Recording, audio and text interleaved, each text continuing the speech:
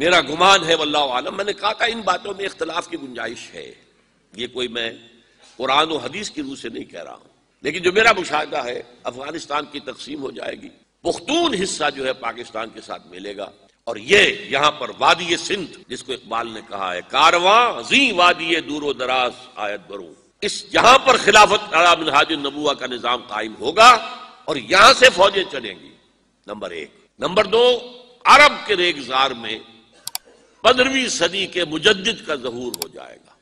مہدی کو ہم مانتے ہیں مجدد، شیعہ مانتے ہیں 12ویں امام جو چھپے ہوئے، ان کے امام معصوم جو ہے 12، ان میں سے آخری جو ہے وہ چھپے ہوئے ہیں غار میں 1200 برس سے، اور وہ ظاہر ہوں گے، یہ ان کا عقیدہ ہے، ہمارا نہیں ہے۔ ہم سمجھتے ہیں جیسے ہر صدی میں اللہ مجدد بھیجتا رہا، اسی طریقے سے میرے گمان میں 15ویں صدی کے مجدد جو ہے وہ حضرت مہدی ہوگی، ان کی حکومت جا کر یہ فوج قائم کرے گی، عربوں میں دم نہیں ہوگا، وہ اپنی عیاشیوں کی وجہ سے بالکل کھوکھلے ہو چکے، دولت کی فراوانی اور عیاشیاں۔ یہ بھی سننے میں آتا ہے دروغ برگردن راوی کہ اگر کوئی فوجی قافلہ ان کا چل رہا ہوتا ہے تو وہ بجائے ٹرکوں میں بیٹھنے کے وہ اپنی کاروں میں بیٹھ کے ساتھ ساتھ چلتے ہیں، وہ ٹرک خالی چل رہے ہوتے ہیں، ٹرک کی سختی جو ہے، سخت سیٹ جو ہے برداشت کرنا ان کے بس کا روگ نہیں ہے۔ یعطئون للمہدی یعنی سلطان ہو، اس کی حکومت کو مستحکم کریں گے۔ پھر حضرت مہدی کی طرف سے شروع ہوگا معاملہ جہاد، اور یہ سارا جو ملک چھوٹ ہم مسلمانوں کے ہاتھ سے نکل گئے تھے یہ واپس لے گیا۔ اس میں ایک کوسچن ہے جو میرے ذہن میں بہت عرصے سے تھا، جس کا کہ جواب اب مجھے سوچا ہے، واللہ عالم، یہ ساری باتیں میں کہہ رہا ہوں میرے گمان ہے، کیسے ہوگا کہ اتنی بڑی طاقت ایٹمک پاورز کے مقابلے میں مسلمان دوبارہ میدان میں آ کر اور جیتتے چلے جائیں؟ میرا گمان یہ ہے واللہ عالم، اس پورے معاملے کا سارا جو ہے ارینا جو ہے وہ ہے مڈل ایسٹ، یورپ، جس میں حدیث میں آیا ہے کہ رومی عیسائی 80 جھنڈوں تلے تم پر حملہ کریں گے اور ہر جھنڈے کے نیچے 12,000 فوج ہوگی، 10 لاکھ۔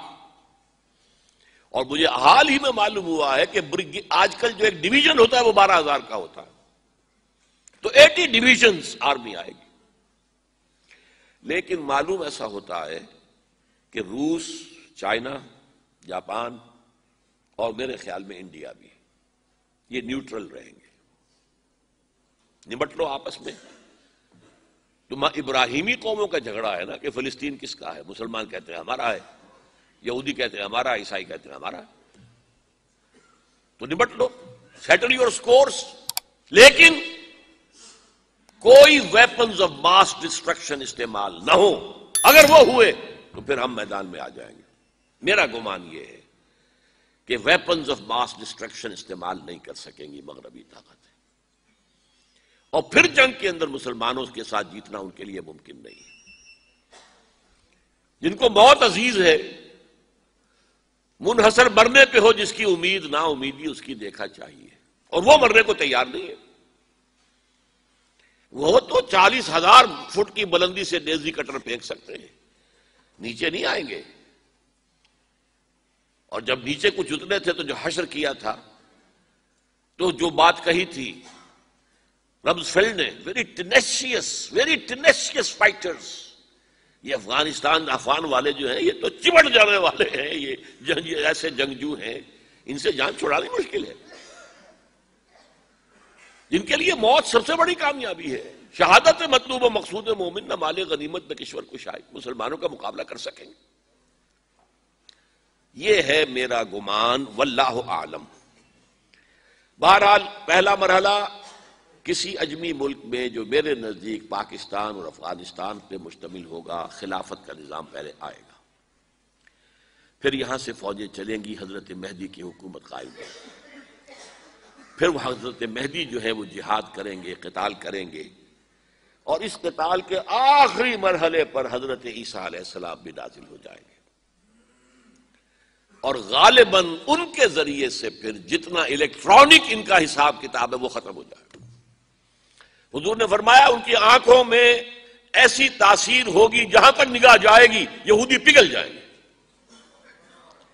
کوئی بہت بڑا لیزر ہوگا اور ظاہر بات ہے کہ ان کے یہ ہتھیار جو ہے ان کا مقابلہ تو مسلمان نہیں کر سکتے، اور نہ ابھی آپ کو 100 برس بھی یہ سوچ سکتے ہیں کہ کوئی مسلمان ملک اتنی ترقی کر سکتا ہے کہ ان کے مقابلے میں پہنچ جائے ان ہتھیاروں کے معاملے میں۔ تو یہ اصل میں جو شخص سراپا معجزہ تھا، حضرت عیسیٰ جو ہے سراپا معجزہ، پیدائش معجزہ، آسمان پر اٹھایا جانا معجزہ، خلق حیات، بنایا مٹی کا پرندہ، پھونک ماری اڑنے لگا، احیاء موتا، مردہ کو کہا اٹھو قم باذن اللہ، وہ اٹھ گیا چلنے لگا، مادرزاد اندھے کے آنکھ پر ہاتھ پھیری اور اس کو آنکھیں اللہ نے دے دی، کوڑھی کے جسم پر ہاتھ پھیرا اور کوڑ صاف۔ اس سے بڑے معجزے تو کسی کو دیے ہی نہیں گئے، سراپا معجزہ۔ وہی آ کر آخری جو بھی ہوگا معاملہ، اس کے اندر حضرت عیسیٰ کی معجزاتی شخصیت جو ہے در حقیقت وہ فیصلہ کن ہوگی۔ میرے نزدیک یہ ہیں وہ چیزیں جس کی بنا پر میں سمجھتا ہوں کہ حالات جو ہیں جدھر جا رہے ہیں، حضرت عیسیٰ کے آنے کے بعد 2 نتیجے نکلیں گے۔ عیسائیوں کا مذہب ختم ہو جائے گا۔ حدیث میں آیا ہے کہ عیسیٰ آئیں گے، یکسر الصلیب و یقتل الخنزیر، صلیب کو توڑ دیں گے۔ کیا مطلب؟ کہاں تم صلیب اٹھائے پھر رہے ہو؟ میں صلیب دیا ہی نہیں گیا، یہ سب تمہارا ایک من گھڑت قصہ ہے، مجھے تو اللہ نے پہلے ہی اٹھا لیا تھا۔ وما قتلوہ وما صلبوہ،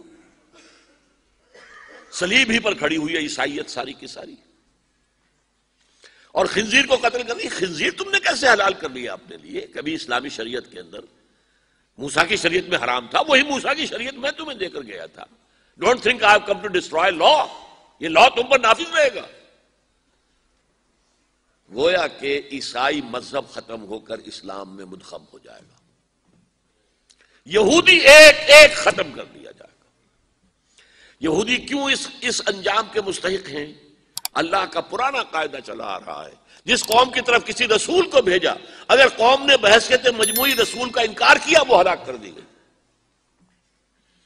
قوم نوح ہلاک ہوئی یا نہیں؟ قوم ہود، عاد ہلاک ہوئی یا نہیں؟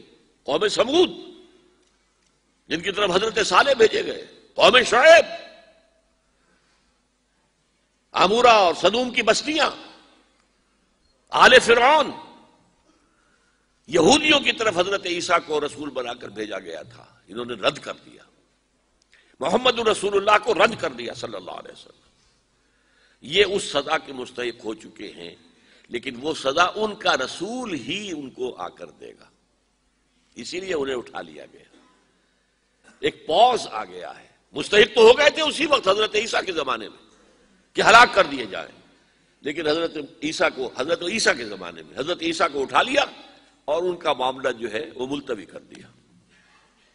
جیسے کسی کو پھانسی کی سزا تو ہو جائے لیکن ابھی ایگزیکیوشن نہیں ہوئی ہے، ایگزیکیوشن جو ہے وہ ڈیفر ہو گئی۔